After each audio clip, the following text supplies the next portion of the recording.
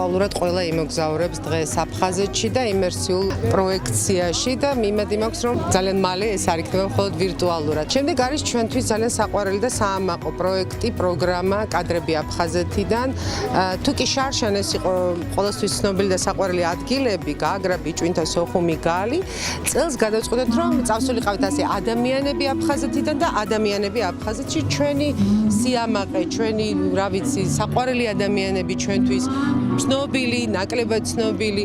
ეს მხოლოდ პირველი ნაწილია და ვფიქრობთ რომ აი ნელ-ნელა ესე შეგროვდება ძალიან საინტერესო არქივი და ნუ რასაკვირველია კონცერტი.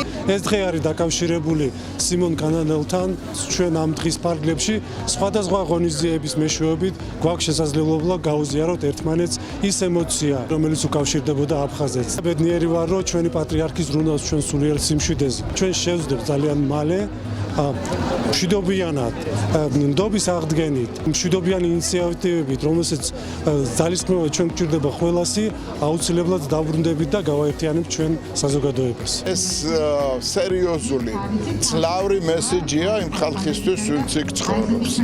ქართველი, აფხაზი, ყველამ უნდა იცოდეს, რომ აქედან სიყვარულის გარდა არც ერთი მესეჯი არ იქნება წასული მიმართულებით. ესეთი დამოკიდებულებით არ დავიწყებით, გეგმაზომიერი მუშაობით ჩვენ მივახცევთ იმას, რომ ჩვენი გულები გაერთიანდება და მერე ტერიტორიებიც გაერთიანდება. ფიქრები მიმართული არის ამ დროს აფხაზეთისკენ, იქ არსებული ვითარებისკენ და იმისკენ თუ რა იქნება ხვალ და თუ რა იქნება ზეგ. ჩვენი დღევანდელი ღონისძიებები, დღევანდელი ზეიმი, ეს არის სამშვიდობო გზავნილი ენგურს გაღმა. დღეს ეს განსაკუთრებით აქტუალურია და განსაკუთრებით მნიშვნელოვანია. ჩვენ აფხაზთან ამოძმეებს ვეუბნებით, რომ იქნება მხოლოდ მშვიდობა და ჩვენ მათ კიდევ ერთხელ სამშვიდობო ხელს უწვდით. ყველაზე ბედნიერი დრო ჩემი ცხოვრების, ჩემი ბავშვობა მაქვს გატარებული აფხაზეთში და ეს არ იყო აგარაკზე ჩასვლა, ეს იყო ჩასვლა და იქ ცხოვრება და ეს იყო მამას ყველა ნაწარმოების წერა და დასრულება აფხაზეთში. თქვენ თუ მიგიქცევიათ ყურადღება, მამას ნაწარმოებების ქვეშ ყოველთვის წერია თბილისი გულრიფში, თბილისი გულრიფში. უსაყვარლეს აფხაზეთელებს მინდა უთხრა, რომ ჩვენ აუცილებლად დავბრუნდებით. Today is very important because the international community is focusing on the terrible tragic events in Ukraine. But this is why we need to continue reminding the international community of the condition and fate of Abkhazia.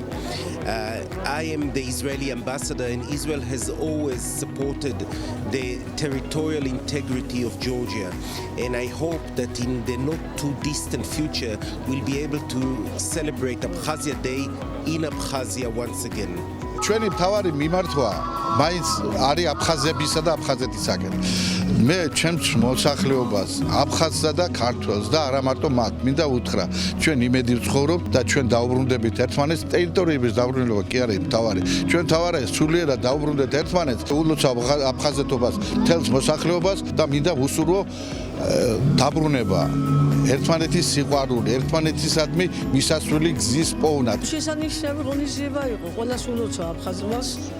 ახლა ყველა ჩვენთაგანიშვის ძალიან ძვირფასია ეს კუთხე. მე თვითონ ყოველ წელიწადს ვიყავი იქ რამოდენიმეჯერ სხვადასხვა ადგილას, გაგრაში, მარტო გაგრაში იმდენი შეკრება მაქვს ჩატარებული, არ ვიცი, მოკლედ და მოგონებები მაქვს საოცარი, როგორ შეიძლება გულიდან ამოიღო, ვერ ამოიღება მას და მე დარწმუნებული ვარ, რომ დადგება დრო, როცა გაერთიანება მოხდება აუცილებლად, იწელება ეს დრო, მაგრამ რა ვქნათ, ასეთი რეალობის წინაშე ვარ. ყველას ულოცა მოკლედ დღევანდელ დღეს და უსურვო რომ შეკარამონხარ იყოს.